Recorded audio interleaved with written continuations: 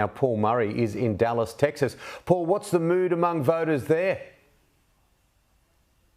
G'day, Tim. Good morning, Australia. I can tell you, on Friday afternoon, the sense amongst the Trump fans is that they are headed towards a victory.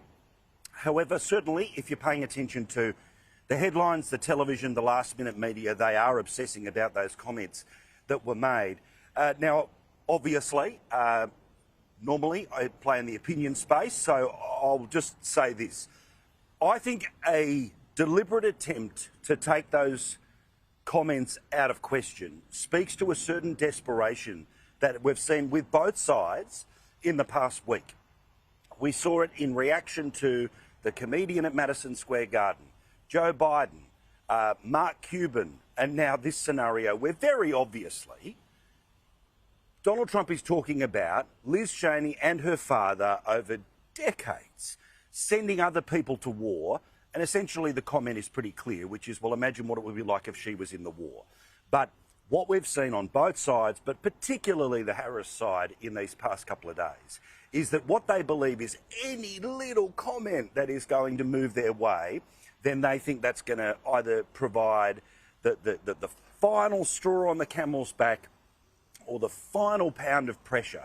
Now, a lot of that is interesting to note because the latest and very latest of opinion polls and the way that the opinion polls have started to move in the past 24, 48 and even 72 hours is that, yes, things have been moving Trump's way for a while. 2 of the 3 blue wall states seem like Harris might be able to hold on to them. But that's why Trump is sitting in Wisconsin and Michigan as hard as he is right now. He thinks they're going to be able to pull that back. Also, the Trump campaign is trying to project strength that not only can they win in the majority of the 7 states that they need to be able to swing the election their way, but also potentially to be able to play in places that none of us have been talking about for the majority of this time. Everything from a New Hampshire all the way through to a New Mexico. Now, again, those that are looking at the bookies, they don't say that it's going to be that far out.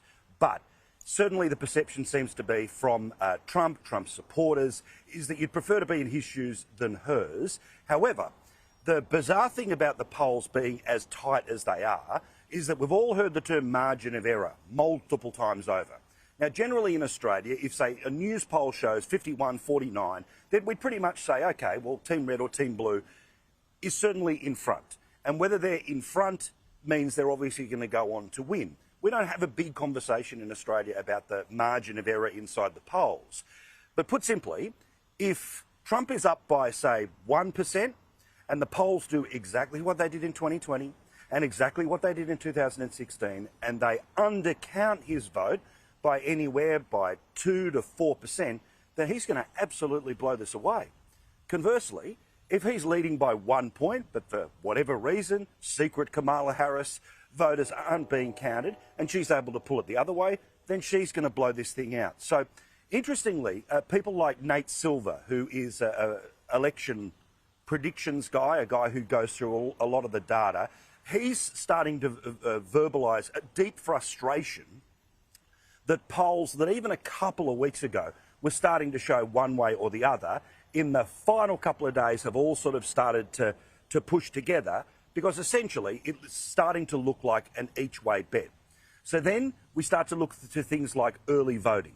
Now, more Republicans have voted early than, say, 4 years ago when Trump overtly was saying, do not get involved in the early vote game. The early vote in places like Nevada and Arizona, clear leads already for Republicans, with the assumption that when more Republicans vote than Democrats, those 2 states, 2 of the 7 swing states, would easily start to fall into the Trump column. Now, Nevada in particular is fascinating to have a look at because it's a place where Democrats generally win. Why? Because of the union workers in the culinary union in and around Clark County, which is otherwise known as Las Vegas. That's basically the main population, and generally they stand pretty strong and pretty blue. In terms of Pennsylvania, yes, again, there has been more Team Red voting than Team Blue, but still the margin in Pennsylvania is that the assumption is that more women have voted than men. Now, this election in many ways will obviously be very easy to look back at in retrospect about who won it and where they won it. But we are talking about men versus women. We are talking about shares of the college-educated and non-college-educated vote. We are talking about fractional differences between male and female Hispanics or African Americans. So again, the 30,000-foot view is this thing is this tight, but lots of little bits of data start to say that it's starting to head Trump's way. Now, obviously, Texas, no mystery about how it is going to vote, but when we hit the streets a bit earlier today, well, this is what we found. Why do I want Trump to win? Because of, what category we want to talk about? Economy, immigration, just overall taxation. And if you're going to talk to, foreign relations, foreign policies, you've got to be able to represent our country well. And I feel like she has a very hard time with public speaking, and that's her job. Trump. Yeah, you looked at me like there's an option? Yeah. Yeah, there's no question, right? No. Yeah, it's cool. Do you have any Harris friends? Nope. Okay, fair enough. Trump. Okay, why Trump? He knows what he's doing. He's done it before. He's going to take care of business. He's back on track like we need to be. Can you just whisper, howdy? Howdy. Oh, ladies. Timmy, as you know, talking to Americans, it's like each and every one of them is a ready-made TV reporter. Each and every one of them is a ready-made political candidate. If they open up to you, great. What about the voice and the bloke from Oklahoma? And final point from me, obviously early voting, where more than the best part of 60 million people have already voted in an election, that will produce the best part of, the best part of between 150 and 200 million people that will end up voting.